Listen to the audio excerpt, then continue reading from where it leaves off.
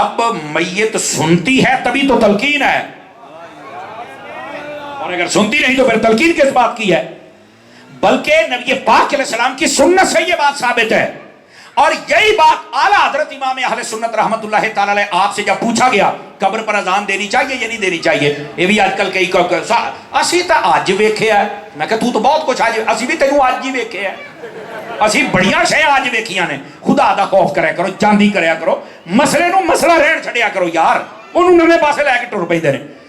قبر پر اذان دینے کا مسئلہ جب اعلیٰ حضرت سے پوچھا گیا تو اعلیٰ حضرت صاحب رحمت اللہ علیہ نے دلائل کے انبار لگا دیے۔ آپ فرماتے ہیں کہ نبی پاک نے فرمایا کہ قبر والے کو تلقین کرو، کس سے؟ لا الہ الا اللہ سے، تو فرمایا یہ کلمات تو اذان میں بھی ہیں، سمجھ آ رہی؟ اور لا الہ الا اللہ کیوں کہیں؟ تاکہ قبر والا اپنے ایمان پر ثابت قدم رہے۔ اعلیٰ حضرت نے فرمایا میں ثابت کرتا ہوں اذان پڑھنے سے بھی بندہ ثابت قدم رہتا ہے۔ تو پوچھا وہ کیسے؟ تو آپ نے حدیث پڑھی، اور یہ حدیث مرکات میں ملا علی قاری نے بھی اس کو لکھا ہے، فرمایا کہ جہاں اذان ہوتی ہے وہاں سے شیطان بھاگ جاتا ہے، سمجھ آ رہی؟ یہ بات اپنی جگہ پہ ہے۔ دوسری بات فرمایا جب بندہ قبر میں جاتا ہے، اور سنو یہ حدیث پاک باب عذاب القبر مشکات میں یہ حدیثیں موجود ہیں، بلکہ حضرت اسماء بنت ابی بکر نے جب سنی تو آپ بے ہوش ہو گئی۔ نبی پاک نے فرمایا یاد رکھو تمہیں دجال کے فتنے کا سامنا بھی کرنا پڑے گا، اور تمہیں قبر کے فتنے کا سامنا بھی کرنا پڑے گا۔ اب دجال کا فتنہ تو جب آئے گا سو آئے گا، چھوٹے چھوٹے دجال مرزا جیل میں جیسے آئے ہوئے ہیں، اور مجھے اللہ کی قسم افسوس ہوتا ہے ان لوگوں پر جنہیں مرزا جیل میں گلا مان جاتے جے کہ جے مرزا جیل میں تو گلا منا گیا، دجال تو منٹا چ منا لے گا، دجال تے دا بھی پیو ہونا ہے، یہ تو نکا منڈا ہے دا، میں آپ کو سے یہ تو نکا منڈا ہے، یہ تو کچھ بھی نہیں، یہ تو جمعہ بھی نہیں۔ اگر اس کی باتیں لوگ مان جاتے ہیں، اور اسکول کالج والے کالجی منڈے انہاں سارے نو میں کہنا بھی جے تسی یہ پیچھے لگ گئے ہو تو دجال نو تو تسی ابو جی کہنا، اے میری گل لکھ لو۔ اور نبی پاک نے اس سے پناہ مانگی ہے، اور اگلی بات بھی سنی، اور یہ بڑی توجہ طلب بات ہے میرے عزیز میرے بھائی، فرمایا قبر کے فتنے میں بھی تمہیں آزمائش میں ڈالا جائے گا۔ اب قبر کا فتنہ کیا تھا جب اس کی وضاحت ہوئی نا تو صحابہ اکرام بے ہوش ہو گئے، یہ ان کا خوف خدا تھا جو ان پر غالب آ گیا۔ اور وہ کیا تھا؟ فرمایا جو قبر کا فتنہ ہوتا ہے نا، ادھر دیکھیں میری طرف، فرمایا شیطان قبر کے کنارے میں آ کے کھڑا ہو جاتا ہے قبر دے اندر، اور پانی کا پیالہ ہاتھ میں ہوتا ہے۔ فرشتے جب سوال کرتے تو انہوں نے کہا ہے میرا نام لے دیو تو میں تنوں پانی پلاواں گا، میں تہاڈا خدا ہاں۔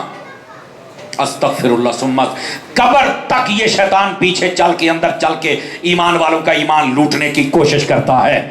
جب یہ باتیں صحابہ نے سنی تو بے ہوش ہو گئے، یا اب یہ بچ کیسے سکتے ہیں؟ صحابہ نے پوچھا بچنا کیسے ہے؟ فرمایا تلقین کیا کرو لا الہ الا اللہ کی۔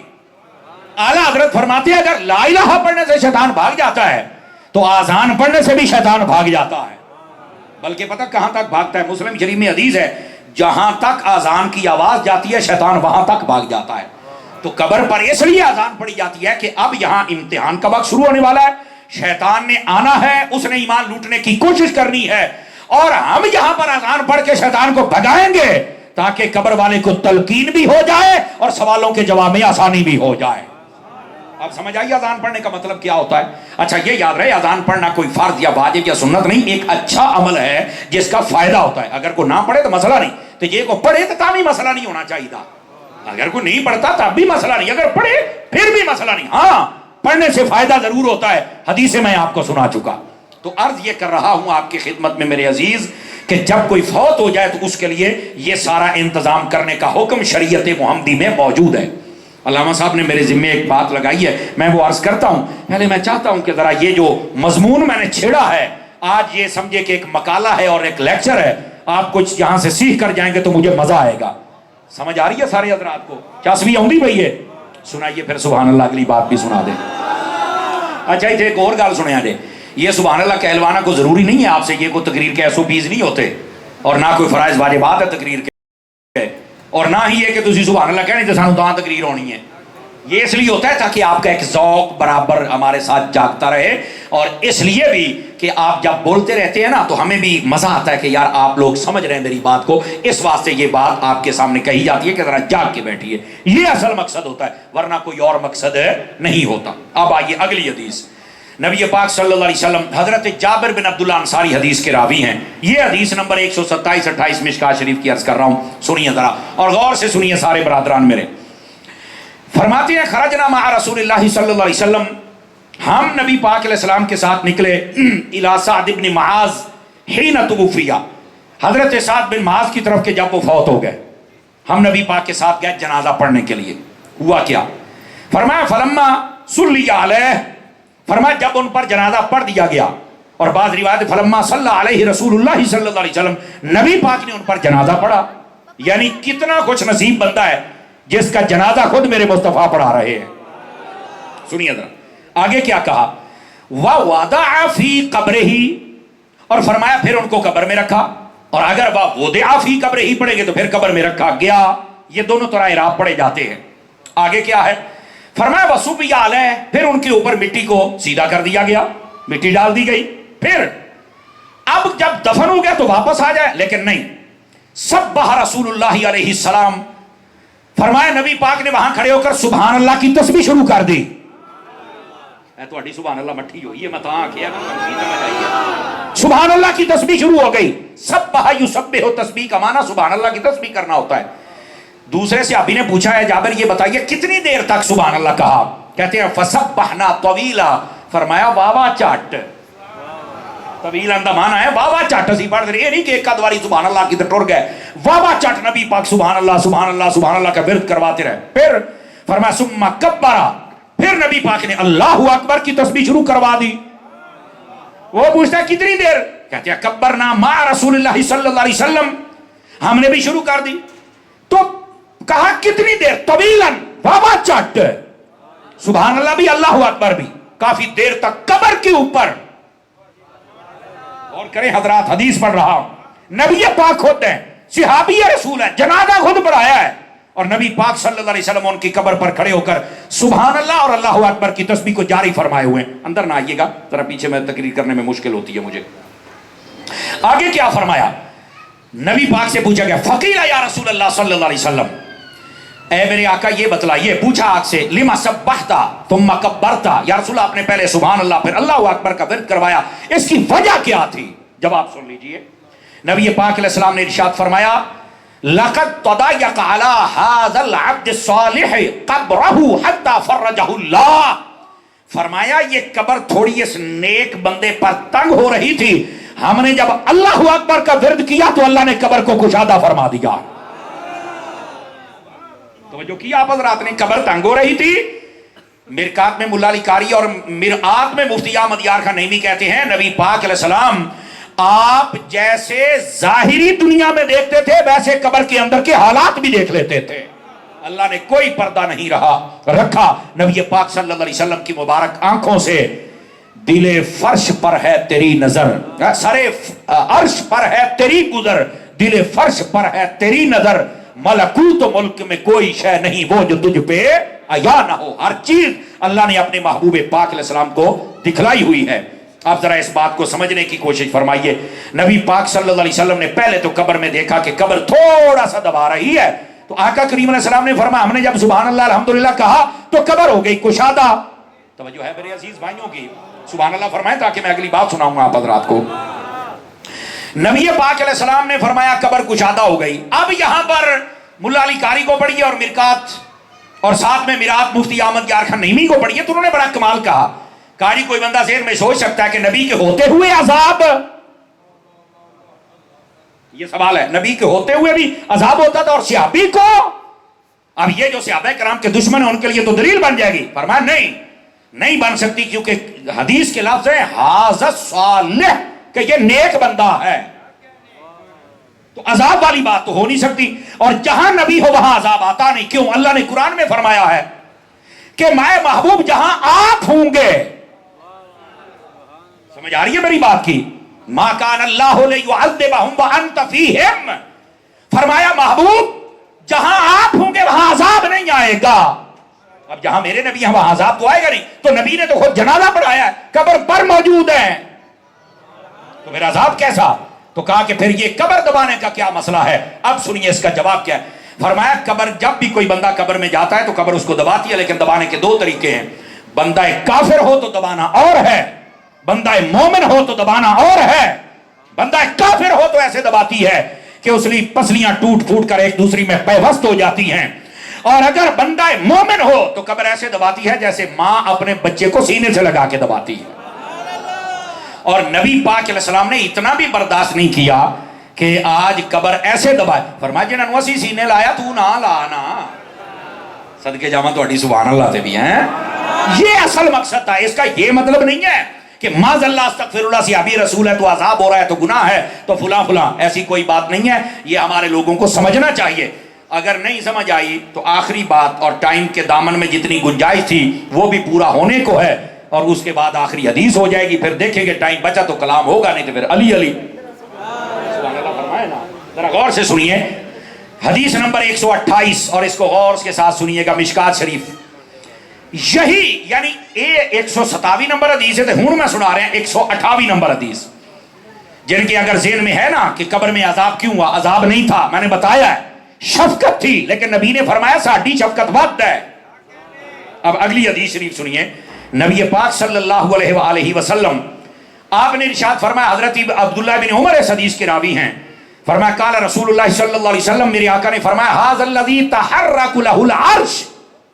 کاش کہ یہ ترجمہ سمجھانے میں میں کامیاب ہو جاؤں. فرمایا یہ میرا سعد ہے, جب فوت ہوا تو اللہ کا عرش بھی ہل گیا. اور اگلی بات فرمایا صرف عرش نہیں ہلا, فتحت لہ ابواب السماء, اللہ نے آسمانوں کے دروازے بھی کھول دیے. کیوں؟ وشاہدہ سبعون الفا من الملائکہ, 70,000 فرشتے اللہ نے بھیجے. گناہگار کے مرنے پر عرش نہیں ہلتا, دروازے نہیں کھلتے, 70,000 فرشتے اس کے جنازے میں نہیں آتے. یہ صحابہ کے لیے آتے ہیں یا آل رسول کے لیے آتے ہیں. اب اگلی حدیث بتا رہی ہے ان کا مقام و مرتبہ. اور پھر آگے کیا کہا نبی پاک صلی اللہ علیہ وآلہ وسلم, آپ نے فرمایا لقد دمتن ثم فرجا. فرمایا جب یہ ایسے آئے تو پہلے تو قبر تھوڑی تنگ ہو رہی تھی نا, اور دبانے کے حوالے سے, فرمایا پھر ایسا اللہ کا ذکر ہوا کہ ساری قبر کو کشادہ فرما دیا گیا. تو مطلب گناہ نہیں تھے, مطلب یہ تھا کہ قبر دباتی تھی. مجھے لگتا ہے کہ نبی پاک نے اس دن سے قبر کو روک دیا ہوگا کہ جڑا ساڈا ہوئے اسی آپ ہی سانبھ لیں گے. سمجھ آ رہی ہے میری بات کی؟ اس کا مطلب یہ ہے میرے عزیز میرے بھائی, میں نے یہ باتیں آپ کی خدمت میں اس لیے عرض کی تاکہ آپ کو پتا چلے کہ قبر پر جانا یا قبرستان جانا یہ خود میرے مصطفیٰ جان رحمت کی سنت ہے. سمجھ آ رہی ہے؟ اور یہی آقا کریم صلی اللہ علیہ وسلم حدیث شریف میں ہے کہ جب کوئی بندہ قبر میں جاتا ہے 3 سوال ہوتے ہیں. پہلا من ربو کا, ما دینوں کا, اور تیسرا ما کنت تقول فی حق ھذا الرجل. اس کو جب کہا جاتا نا ما کنت تقول فی حق ھذا الرجل, اس ہستی کے بارے میں کیا کہتا تھا, تو فرمایا وہاں حضور کی تصویر نہیں ہوتی, ھذا الرجل تصویر کو نہیں کہتے. سمجھ آ رہی ہے؟ وہ نبی پاک صلی اللہ علیہ وسلم کا دیدار کروایا جاتا ہے. اور یہاں مرکات کے اندر ملا علی قاری نے سوال اٹھایا, اتنے بندے مرتے ہر قبر میں حضور کیسے جاتے ہیں؟ فرمایا جیسے سورج ہے نا, سورج یہ دنیا کے ہر بندے کو روشنی پہنچاتا ہے ایک کو جگہ تھے, لیکن سارے نے کہا روشنی اب پڑ دی پئی ہے. فرمایا اسی طرح میرا نبی نبیوں کا سورج ہے. اگر یہ سورج ہر جگہ پہنچ سکتا ہے تو جو نبیوں کا سورج ہے وہ بھی ہر جگہ پہنچ سکتا ہے. یہ نبی پاک صلی اللہ علیہ وسلم کا کمال ہے. ٹھیک ہے؟ تو آقا کریم علیہ السلام ہر قبر میں جلوہ گری فرماتے ہیں. اور پھر ملا علی قاری نے یہاں ایک اور بات بھی لکھی ہے. ملا علی قاری فرماتے ہیں کہ کئی بندے ایسے ہوتے ہیں جن سے جب پوچھا جاتا ہے نا کہ بتاؤ یہ کون ہیں, بڑی پتے کی بات ہے, وہ خود کہتا ہے یہ میرے آقا ہیں صلی اللہ علیہ وسلم. اور کئی بندے ایسے ہوتے ہیں جن کے بارے میں پوچھا جائے تو میرے نبی خود کہتے ہو انہوں نہ پوچھو, مینوں پوچھو کون ہے. اور یہی ملا علی قاری نے مرکات میں ایک اور بات لکھی, اور اسی بات کو علامہ مفتی احمد یار خان نعیمی نے لکھا. فرمایا جو بندہ نبی پاک کے حسن و جمال کو نہیں سنتا, جو نبی پاک کے معجزات کو نہیں سنتا, جو نبی پاک کی شانوں کو نہیں سنتا, جو نبی پاک علیہ السلام کے میلاد کو نہیں سنتا, حضور کے خصائص کو نہیں سنتا, فرمایا قبر میں وہ نہیں پہچان سکے گا, اسے تو پتہ ہی نہیں کہ میرے نبی کیسے ہیں. اور جو نبی کے کمالات اور شانے اور حسن اور معجزات اور نبی کا اختیار اور علم غیب اور حاضر و ناظر نور و بشر اس کو سنتا رہے گا, فرمایا کوئی نہ کوئی جھلک پہچان کے خود کہے گا اے تو وہی ہے جن کی باتیں میں کیا بھی کرتا تھا, میں سنا بھی کرتا تھا.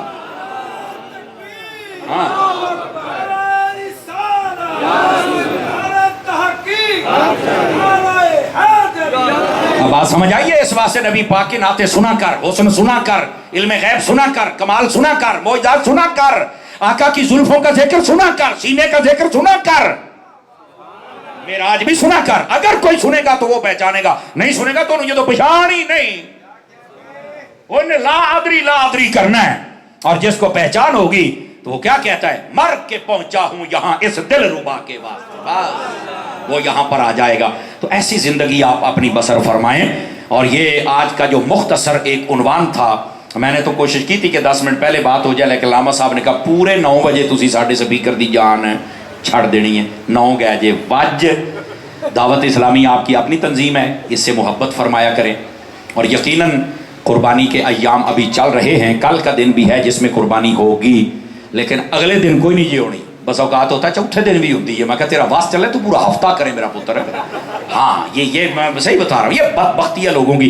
और नहीं जी वो हदीस शरीफ में कुल्लु अय्याम तशरीक ज़ुबहा, जितने अय्याम तशरीक है उसमें ज़िबा हो सकता है। तो मैं क्या अय्याम तशरीक तो 9 तो शुरू होती ने, तो फिर 9 तो 13 ही करया करना, तो 10 तो क्यों शुरू करना है? कौन से वाली बताओ?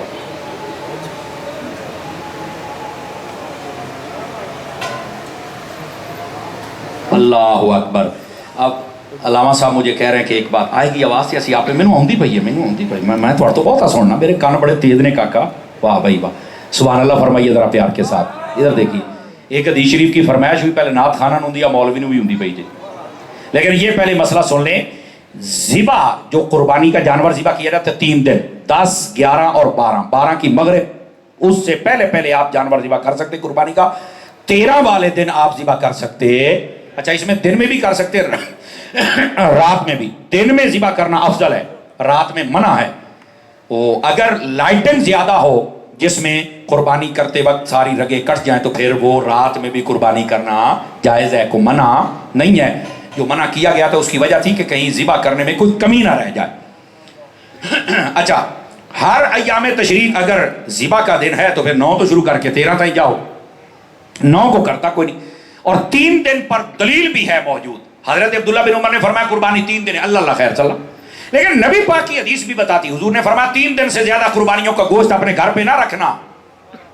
तो अगर चौथा दिन भी होता तो नबी पाक फरमाते 4 दिन से ज्यादा ना रखना, 3 दिन का जिक्र है। अगला साल जब आया तो मेरे नबी से पूछा गया, हजूर पिछले साल तो आपने कहा था 3 दिन से ज्यादा कुर्बानी का गोश्त कोई ना रखे, अब फरमाया पिछले साल गुर्बत ज्यादा थी, कुर्बानियां थोड़ी थी, इसलिए मैंने कहा सब तक गोश्त पहुंच जाए। और इस मर्तबा बड़ी फरावानी है, 3 दिन रखो तो भावे 5 दिन रखो तो भावे सारा साल रखो। तो ये 3 दिन का जो जिक्र है, नबी पाक की हदीस बताती है कि कुर्बानी का गोश्त रखने की और ना रखने की भी जो हदीस है उसमें 3 दिन का जिक्र है। तो कुर्बानी कितने दिन है? 3 दिन, इससे ज्यादा नहीं है। ये फितना परवर लोग आपको चौथे दिन मिलेंगे सोशल मीडिया के उत्ते, जेडे कमरे बह के पढ़ते रहे मेरे जेल नहीं अरगे, वो इतने पटरियों ला दे, क्योंकि हदीस का इल्म नहीं होता, सियाको सबाक समझते नहीं तो फिर पटरी से उतर जाते हैं।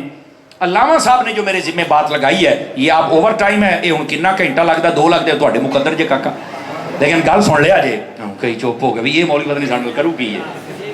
बात खत्म करने लगा हूँ, लेकिन बात सुन लो। नबी पाक सल्लल्लाहु अलैहि वसल्लम की एक हदीस है, इधर देखिए जरा, पहले आपको मसला भी अर्ज कर दूं ना। अल कौलुल बदी के अंदर अल्लामा सखावी ने भी इस बात को लिखा और बड़े बड़े इमाम मुहद्दिसीन ने इस रिवायत को लिया है। एक शख्स आया नबी पाक की खिदमत में, तवज्जो फरमा रहे हैं आप हजरात, इधर मेरी तरफ देखिए सारे। उसने कहा जी मेरे अयालदारी ज्यादा है, बच्चे ज्यादा हैं, गरीब हूं, तो आप मेहरबानी कीजिए, मेरे लिए दुआ कीजिए, मैं अमीर हो जाऊं, मालो दौलत आ जाए। नबी पाक चाहते तो आप दुआ करते, उसका काम हो जाता। मेरे नबी ने फरमाया तुझे एक अमल बताते। क्या? फरमाया जब भी तूने अपने घर में दाखिल होना है ना, तो सबसे पहले दायां कदम अंदर आके घर वालों को सलाम कहना है। उसने कहा जी ठीक हो गया। दूसरा काम, फरमाया दूसरे नंबर पर तुमने मुझे सलाम कहना है, नबी पाक मेरी जात पर सलाम कहना है। अच्छा, तीसरी बात, नबी पाक सल्लल्लाहु अलैहि वसल्लम ने इरशाद फरमाया उसके बाद तुमने एक मर्तबा कुल हुवल्लाहु अहद ये पूरी सूरत पढ़नी है। 3 चीजें, दायां कदम अंदर रख के आपने घर वालों को सलाम कहना है। दूसरी बात फरमाया कि तुमने नबी पाक की जात पर सलाम पढ़ना है। तीसरी बात फरमा कुल हुवल्लाह पढ़नी है। लो जी, वजीफा आ गया मदीने वाले का। अब 2 नंबर पीर के वजीफे भी चुकी फिर दो ना। 1 नंबर पीर तो मैं मानना, मैं खुद हजरत अतार का मुरीद हूं, मैं 1 नंबर पीर को मानता हूं, लेकिन पीर सुभान अल्लाह पीर होना चाहिए। تو عرض کرنے کا مقصد یہ ہے، یہ نبی پاک نے وظیفہ دیا، اس پر بھی عمل فرمائے. فرمایا جب تو یہ کر لے گا تو غریبی تیرے گھر میں نہیں رہ سکتی، اللہ تعالیٰ تجھے فراوانی عطا فرما دے گا. امیر ہونے کا سوکھا نسخہ، گھر میں جب داخل ہو تو گھر والوں کو سلام پڑھیں، حضور کو سلام پڑھیں، ایک باری قل ہو اللہ پڑھیں، وظیفہ جے. اب یہ گھر میں داخل ہونے کا طریقہ بھی ہے کہ جب گھر میں جانا ہے تو گھر والوں کو سلام کرنا ہے. ایویں نہیں کہ جناب علی کار بڑے تے ٹھڈے مار دے تو آج ہے کیوں بھائی آج ہے، کدی جناب علی بیوی دے دوالے دے، کدی بچیاں دے دوالے دے، کدی اماں بابا بھراواں دے دوالے. بھائی گھر جانا ہے انسان بن کے، سلطان رائی بن کے نہیں. اس واسطے انسانیت کے دائرے میں رہ کے گھروں میں جانا. ہمیں بس اوقات گھر جانے کا، داخل ہونے کا نہیں پتا. سلام کہو، سلامتی کی دعا دے دو. دوسرے نمبر پر نبی پاک کی ذات پر سلام پڑھنا ہے. ملا علی قاری نے یہاں سوال اٹھایا، نبی پاک تو مدینے میں ہے، سلام تو اس کو کہا جاتا جو سنیں، تو کیا نبی پاک صلی اللہ علیہ وسلم ہمارے گھر میں ہیں کہ سلام سننا ہے؟ اب یہ جواب سنیے کا عقیدہ. ملا علی قاری نے لکھا، فرماتے ہیں لِأَنَّ رُوحَهُ مَوْجُودٌ فِي بُيُوتِ الْمُسْلِمِينَ. فرمایا جو نبی ہوتا ہے وہ اپنے دیوانوں کے گھر میں روحانی طور پر جلوہ گر ہوتے ہیں. لیکن وہ گھر جن میں نہ نمازیں ہوں، نہ قرآن پڑھا جائے، ہر ویلے ٹی وی چلن تے فیس بکاں چلن تے واٹس ایپ تے سارا لگا ہو، اوتھے کی نبی پاک نے ہونا. خدا کے بندو ذرا ایسے اعمال بھی کرو کہ پتہ تو چلے کہ ہمارا گھر یہ حضور کے غلاموں کا گھر ہے جناب. تو عزیز میرے، نبی پاک علیہ السلام روحانی طور پر جلوہ گر ہوتے. اور اس کے بعد فرمایا ایک مرتبہ قل هو اللہ شریف پڑھ لو، کیا ہوگا؟ فرمایا کہ تمہارے گھر میں برکت ہو جائے گی. اور ہمارا یہ عقیدہ ہے، ادھر دیکھیے، کوئی بھی مر کے جب قبر میں جاتا ہے تو قبر میں اس کی روح کو لٹا دیا جاتا ہے، تبھی سوالوں کے جواب دیتا ہے، تبھی اس پر ثواب یا عذاب ہوتا ہے. جو میرے نبی ہیں، اللہ اکبر، آپ کی روح کو قبض کر کے جب لے جایا گیا تو پھر کہا گیا کہ اس کو رکھا جائے. اور یہ اصول ہے کہ جب روح یہاں سے نکالی جاتی ہے تو اس کو اعلیٰ جگہ پہ رکھا جاتا ہے. نبی پاک کے جسم سے اعلیٰ جگہ ہے ہی کوئی نہیں، تو دوبارہ لوٹا کر نبی پاک کے جسم اقدس میں اس روح کو رکھ دیا گیا. میرے نبی جیسے کل زندہ تھے، میرے نبی ویسے آج بھی زندہ ہیں. لیکن پہلے ہر کسی کو نظر آتے تھے اور اب کسی کو نظر آتے ہیں. یہ اصل محبت کی بات ہے. بس اگر دیکھنا ہوں کیسے نظر آئیں گے، ادھر دیکھو، میں تمہیں ایک مثال دیواں. دودھ دی بالٹی ہوئے تو دے وچ مکھن ہوندا یا نہیں؟ دسو مینوں، بولو سارے.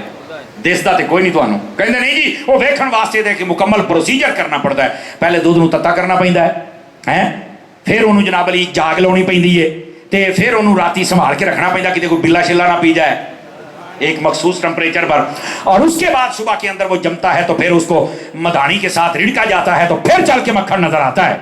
میں کہا دودھ ویکھنا تے انہیں کھیکھن کرنے پہ تینوں تے نبی تینوں ایویں نظر آ جائے کچھ کر پت. نہیں توجہ فرمائی آپ حضرات نے. جس طرح دودھ میں مکھن ہے نظر نہیں آتا، ماننا پڑتا ہے، ویسے ہی زمانے میں نبی ہے نظر نہیں آتا، ماننا پڑے گا.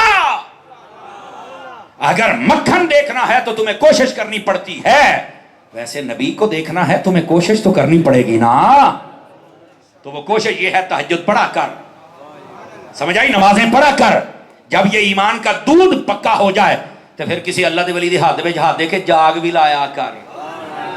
اے جے سلطان باہو نے فرمایا جاگ بنا دودھ جمدے نہیں ہو باہو، پاویں لال ہون کڑ کے. اے سلطان باہو نے فرمایا اے جاگی منن تے آوے تے لسی دا وسیلہ مان جاندے، نہ منن تے نبی دا نہیں مانتے. لسی تو بغیر تم نے جما کے بخا.